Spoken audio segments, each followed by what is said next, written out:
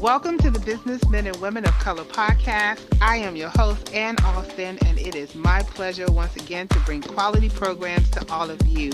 I am so excited to be here yet again with another phenomenal and amazing speaker who is here to share about his organization and his love for books and his support for student athletes. So please be sure to stay tuned and listen to this podcast as well as take a moment to visit all the pages that's on this platform and listen to everybody's comments and connect with them and collaborate with them, because we are here to not only share information, but we're also here to make sure that you are making an informed decision about your professional and personal growth.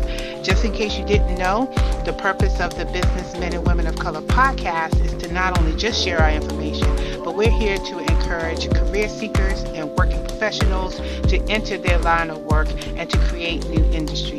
We also like to take a moment to thank our corporate partners and sponsors, which are a family of authors, Butler Armstead Consulting Solutions, Human Resource Learning Center, J&F Enterprises, and Women Offering Wealth, along with many of our other partners and sponsors who's helping to make this event a success. So today we have on our podcast actually one of our corporate sponsors, who is Reginald, aka Reggie Grant, who is a speaker, an educator, consultant, and an author. And I want to get a little bit into his bio, but I want everybody to really look at his bio and really take in all the stuff that he is doing for the community. And also, it exemplifies why he's a leader in this industry. Reggie Grant often delivers dynamic keynote addresses, facilitates workshops, and works with the youth on developing and implementing a winner's mindset. I love that. He is also considered a leading expert on reaching and teaching African American and other urban youth. He's a certified English teacher since 2002, teaching urban youth and international ESL students. He's also been doing a lot of work in terms of making sure that they have the proper education in order to have informed decisions in their career. As a former NFL player for the New York Jets, he also finds time to serve on several boards of national organizations that specifically work with the youth. In addition to all of his accolades and accomplishments, he is an author of Thoughts of an Urban Teacher, which came out in 2017, or was coming out in 2017. He's also the author of Effective Mentoring in the 21st Century, Success Stories by African American Men, and he has a whole list of other books which he is working on and he's going to talk about today. I would like to also mention that he also has a radio podcast show, and it's called the Family of Authors Radio Show. So he's in a number of organizations, y'all. So you guys are going to really be having a treat today, because he's going to talk about all of that. And I just can't wait to have him on this podcast. So Reggie, welcome to the podcast. So thank you so very much, Ann, for allowing me to be part of this great group of people that you have here, and for being able to work with you. It's just an honor and a privilege. Well, thank you so much. I have to tell everybody how we met because it was really funny. Okay, so I'm on LinkedIn. I'm trying to connect with one of our other podcast members that has a similar name, and it's only separated by one letter. And I ended up connecting with you, and then you connected back with me and said, we're going to have a win-win relationship. And I'm like, we sure will. And here you are on the podcast. I didn't even realize who you were. And first of all, I just want to say that I am very honored to have a former NFL player on the podcast, because many of us look up to people who are in sports and who serve as a symbolism. And I really want to applaud you also for working with the youth and paying it forward for all the students and even the adults too, to be able to be a better person and to also foster publications and writing books. So thank you so very much for that. Well, I'm just a worker bee. My process is just to be part of the spoke. I'm a spoke in the wheel. Somebody opened the door and gave me some inspiration. Somebody helped to inspire and encourage me, and it is my job and opportunity to help others in any way I can. Everybody's not about winning and success and having win-win situations, and I am. So that's why I've done what I do and try to emulate some of the people that open the doors that I'm able to walk through all those that have laid the groundwork, all those that have given their lives and their energy and their love and their everything to giving us as African Americans and other people of color and other people in general the opportunities to be a part of this new global dynamic we have. So I'm just humbled to be here with you. You're an exceptional lady, and this is an exceptional program with a bunch of exceptional people, and that's what I'm all about, being around people that are doing. So love it. Wow. Well, fantastic. Nice to have you. So tell us, who is Reggie Grant? How did you start your career? And what was your passion that led up to being in the NFL and then transitioning over into helping youth? What was it that you were going through as an adolescent or in your younger years that brought you to this point? Well, that's interesting. I just connected on Facebook with some people that I went to high school with 100 years ago. And somebody yesterday Facebooked me that I still had a school record that was on in the new high school. They renovated everything, of course. The new high school has my name up on the board. And I said, wow, I'm going to Seattle to see my mom this weekend. I guess I'll have to go by the school and just take a picture of my name so that my students that I still teach school will believe that, I was somebody when I wasn't a fat old man. So, they all, are always, did you really do that, Mr. Grant? So it's awesome to be here. As a young person, I was just hungry, and I was looking for a vehicle. And at about 10th grade year, well, let me digress. My mom, Juanita Grant, who's still alive, lives in Seattle, and my father, Willie Joe, who is now deceased, always stressed education and as a path to help you to success. Not that it would just be an open door, but it was just one of those things that you needed. And my mother, when I was about 12 years old, said to me, Reggie, you do not like to take, well, she called me Reginald, you do not like to take orders, you better get an education. And that stuck. That one simple thing that she said to me about my personality is that I needed to be in control of my own destiny. And that's what education does. It empowers you with knowledge. It empowers you with a piece of paper to get in the door. And you can't prove who you are, how good you are, if you can't get in the door. And so that kind of opened up my eyes. About my sophomore year in high school, I realized that, okay, I needed to go to college and to be competitive in the world and have an opportunity, because I'm just a poor black boy from Greenbrier Project in Atlanta, Georgia, and High Point Project in Seattle, Washington. And my parents could not afford to have paid for me to go to college. And, nowadays, of course, college costs about $250,000 or more just to get you into a university and to get you through. So I figured out, I can run fast and jump high. Maybe I can leverage that. And so I really started taking athletics seriously, understanding that I needed the academics so I could actually qualify to get into college. And subsequently, I ended up attending the University of Oregon on a football scholarship, even though I was recruited significantly more for track. Football at that time was, if you get hurt, just like it is now, they would keep your scholarship. So, you had a more higher opportunity to get hurt playing football, but if you got hurt in track, they'd take your scholarship away because you couldn't make your time. If you got hurt in football, they would normally pay for your education. One of the young men that I went to teach high school with, Eugene Brown, was all world. He was all everything, 6'3", 230 pounds. We were in high school, and this is 100 years ago, and he was just a beast, and everybody in the country came looking at him. And that's how I kind of got discovered, because they came to see him, and I was running around there too, and I was a year younger than him. And we were both from the same projects, High Point Project, there in Seattle, Washington. And so subsequently, I went to the University of Oregon and graduated with a degree in communications, and then had the opportunity to play for the Jets and play up in Canada with Ottawa and the CFL and do all that kind of good stuff. But more importantly, get paid for my college education. Awesome. And how long did you play for the New York Jets?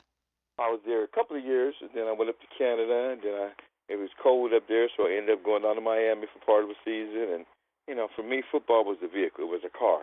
When it was over, I had no problem with it. I got out the car, and it's physically demanding, and people don't understand how hard that stuff is. And I knew I could think and have a life without sports and without football. And, of course, they didn't make the kind of money then that they do now. It was an opportunity money, but it wasn't like now they make life-changing money.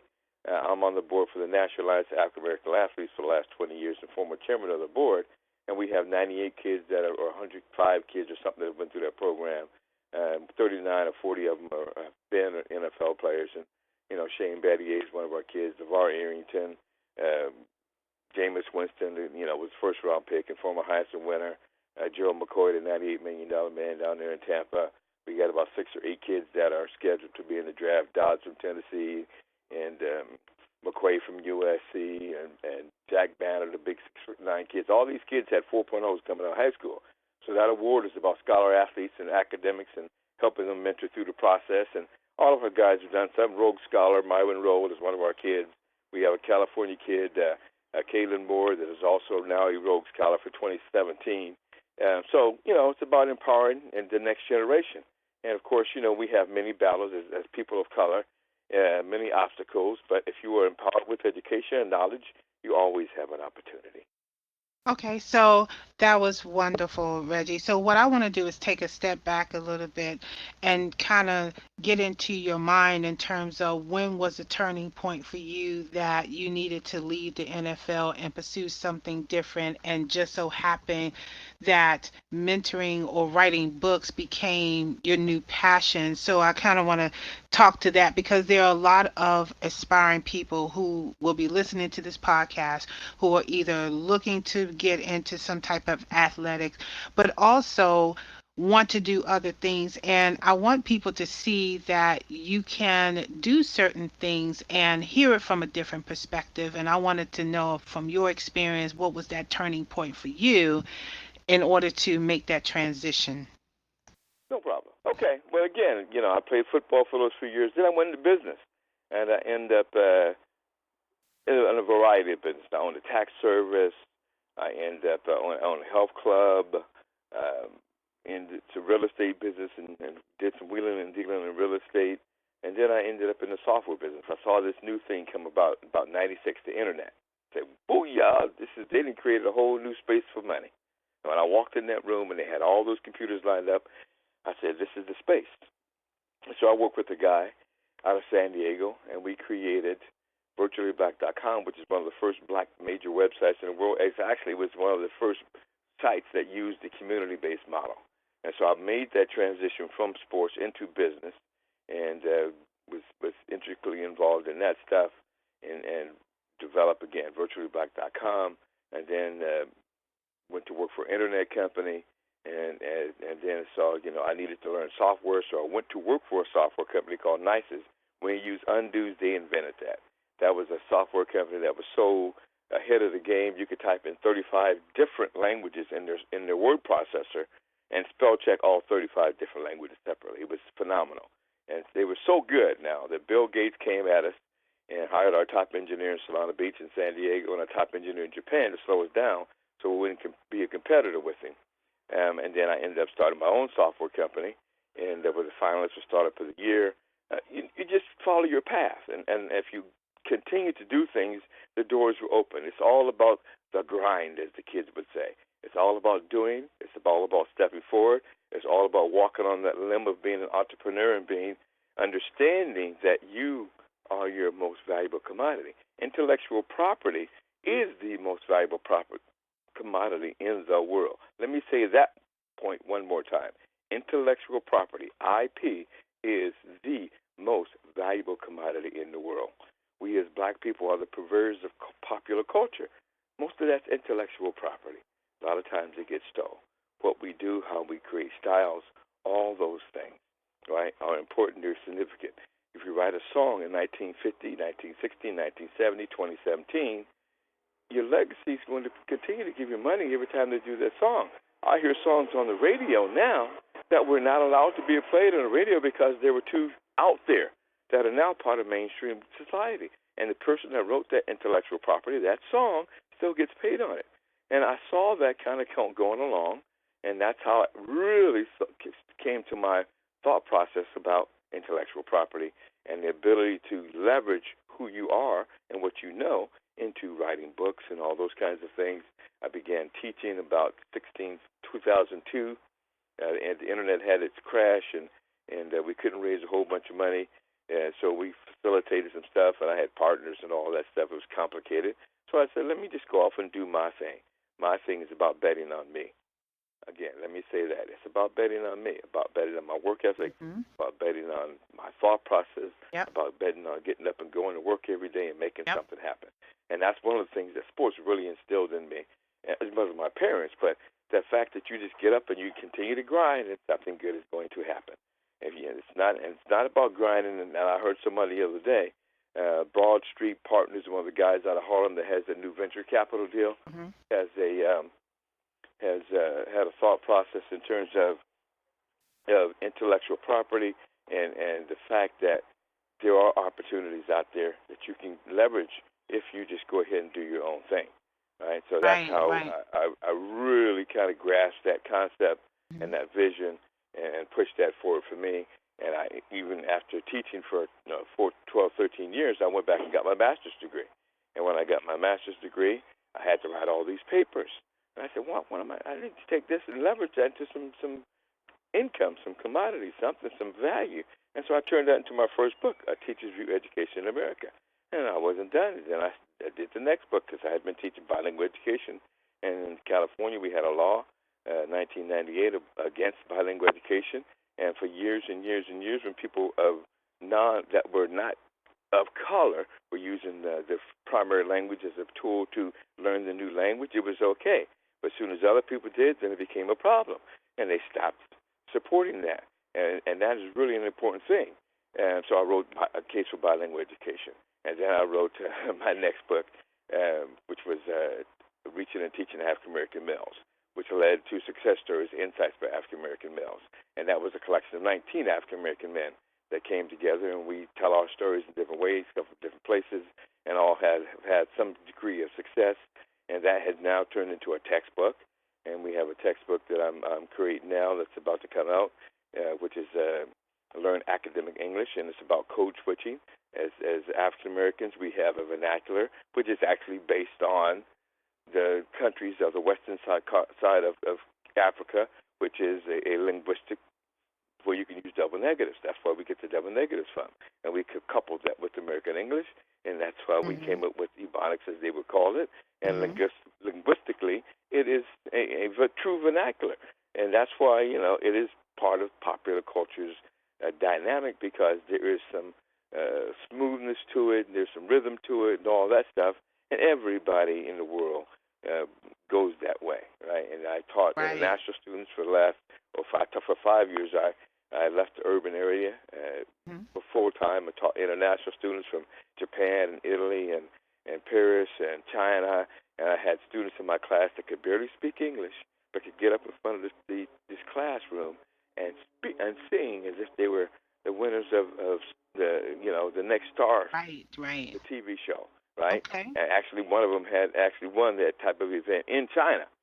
And but Mm. she couldn't even speak. She couldn't even talk in class when she first got here, and had to have her friend translate everything I said. And of course, she eventually, being immersed in the language, began to acquire the language. But she could sing all the popular songs.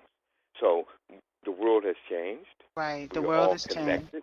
That's Even if right. you're in China, in Africa, Mm-hmm. in Yemen, in Italy, in Portugal, in Brazil, all those kids I've taught, all of them came over here. And I have a kid I talked to from Mexico that's in Paris, that's in Rome now, Italy, that he's becoming a priest, that I just got an email from, that was here to work on his English.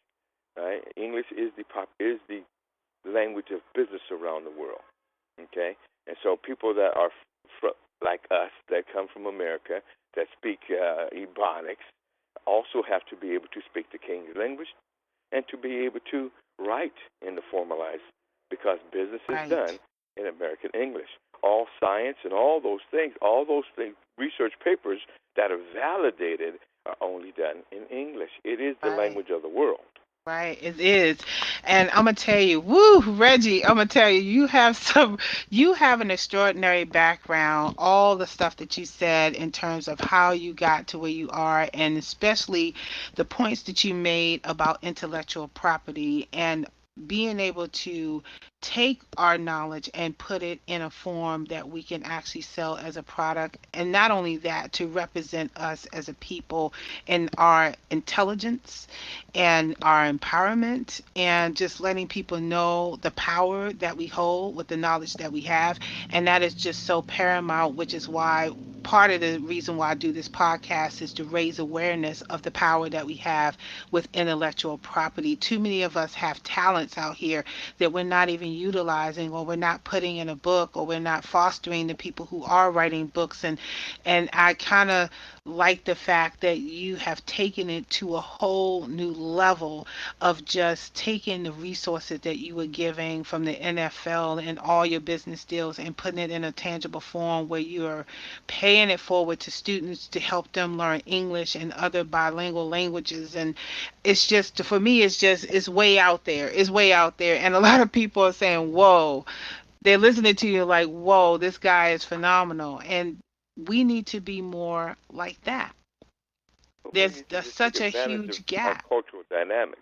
We Yes. are the most creative people in the world, and Hmm. part of that was forced upon us, and Yes. we've embraced that.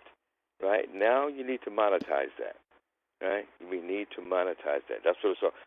Let's break down monetization. We hear that word a lot. What does that really mean? People have so many different definitions, but in There's your only one opinion, what definition. does Are you that getting really paid for mean? what you do? You get paid You for have what you thoughts. do. You have creative stuff. How do you figure out a way to take the thoughts and the creative stuff and make it cash coming into your household? Whether it be $50 or $5,000 or $10 million, and it has to come in small denominations. That's okay. When I was the vice president of marketing for NICE Software, we had a $99 product. We went from 186,000 to 1.8 million in sales, selling a $99 product. They're still using the marketing program I set up then, but they 20 years later. Wow. So you just have to facilitate it. But again, I worked for them. They paid me. They taught me, the software industry. I went to work for them with the purpose, though, to learn that business so that I could do that business. And then I ended up going off and owning my own software company. And all those things I've learned away, I still put to work all the time. Okay. Well, you know what? That definitely is true. But I think some of the problems with our very small businesses and micro businesses and what we also call solo entrepreneurs is that a lot of times we don't know how to monetize, or we don't know really what the word means. They don't know how to actually take what they have. And some of us will go out there and seek clients, but not really have the vernacular or the fortitude to say, okay, this is what I need to do to be able to sell a $99 product. And then we have customers that are just not buying because we're just not talking that language. And it's always helpful for people who have that knowledge to be able to monetize, to be able to share that information with other business owners so they can really understand it. Just going out there and trying to sell something doesn't mean that you're going to get customers or you're going to be making money, like Reggie said, for 20 years down the line. There has to be some type of strategy to your plan. And it's also about getting education. In Hmm. business, you get education. I still read an hour or 2 hours every day. I'm still sucking information. I have a website called esportsinstruction.com that I bought in 2000. Right, working on it, but it was ahead of the game. It wasn't ready, so I kept moving forward, doing other things, making a living, doing what I needed to do, and it's about to come full circle now. Right, so sometimes it's not immediately, but you have to continue to educate yourself, and you have ownership of who you are and what you own, and you have to go forward and take step by step. And if you don't know what's happening in the market space, when I started writing books 4 years ago, I didn't know anything about this industry, but I've educated myself. I've read thousands of pages of information and read and listened to podcasts and listened to and looked at videos and done the research and put in the grind and the work so that I'll be equipped with the tools I needed to be successful. So it's not necessarily just creating a product, it's also understand who your client is and how they buy. And then you figure out how you're going to sell them. Not what you want, but how do they want it? And you have to deliver it in a way that you can make money. And sometimes it takes taking a step back to educate yourself with the knowledge you need to be empowered so that you can have the right language, so you can go to the right people in the right ways. So go to a workshop. Listen to things like this here that you put together with all these experts that have a wide variety of expertise and perspectives and opinions and backgrounds. And all that is empowering. It's, again, back to education, back to knowledge. Your brain is like any other muscle. If you do not exercise it, it cannot move forward and cannot grow, right? If That's you know true. a second language, and we as African Americans really know a second language, we speak one and we code switch when we're good at it, and we can actually live in two different worlds. So you actually have a brain that's more active when you know more than one language. The research shows that. Okay, so Mm-hmm. if you're active and your brain is fluid and you put more into it, then you're going to get more out of it. Fantastic. So I want to turn the conversation to talk about some of the different organizations that you have, the Family of Authors, the Grant Academy, and some of the services that they provide. Well, let's start with the Grant Language Academy. Now, again, things evolve. I was working for a company called Kaplan, which is the big SAT company, the testing company and prep company for the SAT and the ACT program around the country, biggest in the country. Um, I never knew that they also own a language division, Kaplan International Schools. And so I ended up going to do some work for them one summer, and then I worked for them for a couple of years, and they had a group that came from Paris, 30, 40 kids, and they would go to American Jewish University, and I got assigned to that particular group, and I did a good job. I did the best of my ability. I tried to do things at an exceptional high level. And then I went back the second year, and then I left the company. Well, these people found me, and I ended up getting the contract, and that's how Grant Language Academy was born.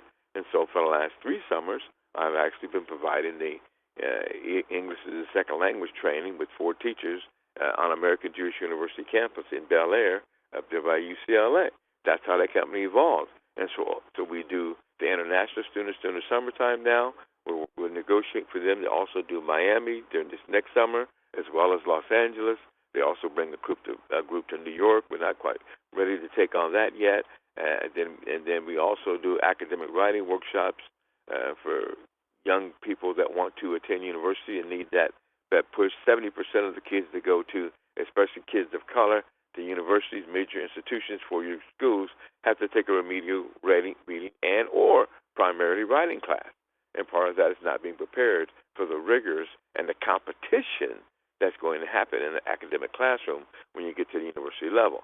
So we're offering that, and we do that with urban kids in the summertime. So that's kind of, I did a good job with somebody and developed a relationship with the owner of the company. It led to me getting a contract and doing a good job again, and that's how I was able to kind of grow the Grant Language Academy. That's where we're evolving and moving forward on that. And again, with the Family of Authors, I didn't even think about that concept. I wrote my book, wrote a second book. Treasure wrote a book. We put her books out there. The kids, my 13-year-old was 11 at the time, wrote a book, Wishes. And then the 11-year-old, who's 11 now, was 9 at the time, not to be outdone, wrote her book, My Mom is an Octopus. And so we had a family of authors. Booyah. It evolved in an organic way. And then so I put together the structure, and now I've helped about 10, maybe 15 authors to actually finish and publish their books. And we're moving forward on that stuff. That sounds great. That sounds great. And then you have some other initiatives too that you're working on, one of which you're going to be having this summer. So talk about that a little bit. Right. The business circle. Again, what you do is connect business people and what we wanted to do. Again, things, you have to take things that happen to you and turn those into opportunities. Right. Most times it's not a matter of what happens; it's a matter of how you handle what happens. I was working with some NFL players, and the guy approached me about doing a golf tournament in Mexico, and he was supposed to fly the players down for free, and they had to pay for their wives. So 50, 60, 70 of these guys sent him money. He ripped them off. And then I did some research and found out he had been kicked out of Canada, extradited to Florida. He'd been kicked out of Australia, been kicked out of a couple of other countries, Germany. And I wrote an article and said that we need to vet these people we're dealing with, and that's how we kind of, with the team of us, started the Business Circle Network, which is the private business network where we kind of vet people before we let them in. Online LinkedIn, where I have about 3,000 people, and weird people contact me, and people come up with deals that are not deals, and it's just a public free-for-all, just like Facebook or something like that. The Business Circle is kind of a congregation of people that are all about win-win scenarios. Everybody makes money. Everybody has quality relationships. You try to do things at a high level, and we want to vet people through that process and then connect people. Talked to some people in San Francisco today that are doing some great things, and we connected them. Some people in South Carolina, some people in Atlanta. So we have people all around the country. In Paris. Talked to a guy out of Canada this morning. So the network is about developing relationships, not just about networking. Networking means I go out and give a business card to a whole bunch of people and hope that somebody actually does business with me or I get a client from it. Relationship development means I know who you are, I'm comfortable with you, who you are, how you do business, and we're all going to do things that we can make money, deliver quality service, be competitive, and everybody wins. Again, we go back to where we started at, win-win scenario. So the Business Circle is working with Esports Instruction and your company and some other companies to actually deliver the Business of Sports Conference, which will be in Los Angeles at the legendary Leimert Park, which is a legendary theater that Howard Hughes started in the 40s. We'll be there, and they're actually going to be renovating that theater in July for $23 million to redo that and bring it back to its old glory. So we'll have the last event, or one of the last events before it goes to its renovation for the next couple of years. And that should be a dynamic event. We have about 20, 30 speakers that will come in, and about connecting people to all of this money that is in the sporting sector and all of the money that's going to be as we grow in the esports sector. And esports basically is just where you're taking sports and the kids play games and all these games that are going on, Xbox and all those things. Now there's about $148 billion industry. 110 million people are using those things worldwide now, and that's just going to grow exponentially. And so we want to tap on all those things. We're looking at trying to get together and maybe have a Shark Tank type event at the end of that event where we actually have some people come in with some ideas and present their ideas and maybe win a prize or get their idea funded. Wow, that sounds fantastic. It really does sound fantastic. And I'm encouraging everybody that I'm going to post this flyer on his page so that everybody can see it. And even if you think you might miss this opportunity, because I know the podcast is going to air on the 11th, and I believe your event is when, The 10th, Reggie? June 10th. The June June 10th. 10th. But there's still opportunities to sponsor future events. So just because you might miss this one, and I'm definitely going to share your flyer on my social media so that everybody can see that and take advantage of it, still reach out. And, it's never too late to, like you said, to win-win situation, because just like this platform, we're not here just to share information, but we're also here to build a community of resources where we as an African American community and just minority businesses in general to come together and actually build those resources where we are using our business services, we are patroning each other, we are referring and collaborating, and we are in the mindset that we're not afraid to reach out and just generally ask a question. And that's one of the reasons why this podcast exists and why people like Reggie is on here. So Reggie, what do you need in order to help your cause? Well, again, it's all about win-win. So if we bring value to you, then we want to work with you. However we can help you, whichever way that you think that you might have a question, you can reach out to me by email. Again, Reginald Reggie Grant. Again, Reginald Reggie Grant. And like she said, Ann said, there was 150,000, 200,000 Reginald Grants out there. She reached out to one and ended up at me. And one of the reasons she reached at me is because, I branded myself so that, I'm ReginaldGrant.com. That's it, Hey, Reggie. 20 years ago, I couldn't get Reginald Grant. There was many variations, and I had Right. rgrant.com for, many years, and now I've finally got Reginald Grant. But I've put myself in a position to leverage who I am and take advantage of that, and we want to make win-win scenarios. That's why we Right. have a family of authors where we want to help authors to be able to take their intellectual property, their thoughts, their passion, their vision, and share it with the world, because there's somebody out there that would benefit from that, and you have an opportunity to get paid for what you're thinking, to get paid for the ideas that you've created, and that's right. what a family of authors is all about. And with the Grant Language Academy, we just want to be able to do workshops and help people. I was in Linwood this last week delivering workshops to some people that are actually going to be research specialists. They go out and help parents groups to get together, to organize, to understand how to advocate for their children. And one of the biggest indicators of success for students in schools is for the parents that's involved. The squeaky wheel gets the oil. You're there, you're involved, you're integrated in the process. Your child's going to get more help. Your child's going to get help in the classroom because that teacher knows, I might have to hear from his mom. Let me help this kid, right? So, and that's what it's all about, making an opportunity available for your child. So you have to be that squeaky wheel. So if someone needs me to come anywhere, any place, anytime, I'll get on the plane, train, or bus, and I'll get there and I'll talk to you and help you facilitate it. We our success stories, we turn that into an actual textbook that you can use at home for you and your kids to actually help them improve their thinking skills, critical thinking. Our kids are exceptional at critical thinking, but now it's about taking that critical thinking that you do and being able to put that into academic work skills, to put that to work as an academician in the classroom when you're taking those standardized tests. That is the key to success in academia, to be able to score high so that you can get that free money.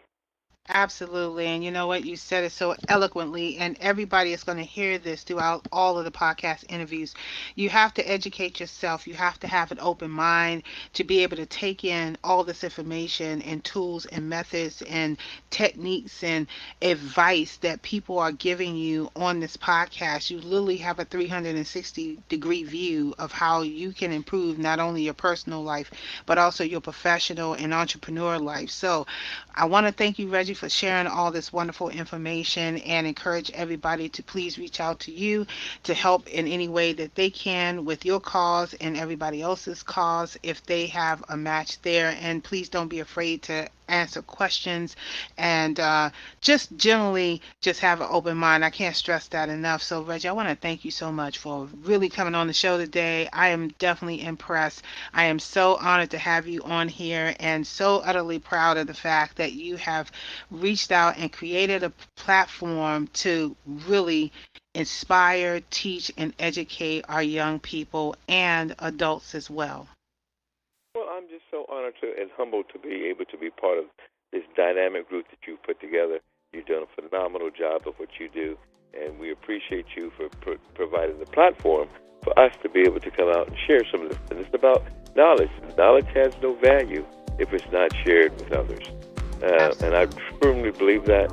And you need to be compensated, of course, but the bottom line is there's so much available to us. We just have to go ahead and take it. Just take it. It's there for the taking. Don't wait for somebody to give you anything. Just go ahead and make your stuff. Be empowered by all this knowledge and information. Absolutely. Thank you. And thank you for being a corporate member. Thank you for allowing us to be part of your process. And thank you.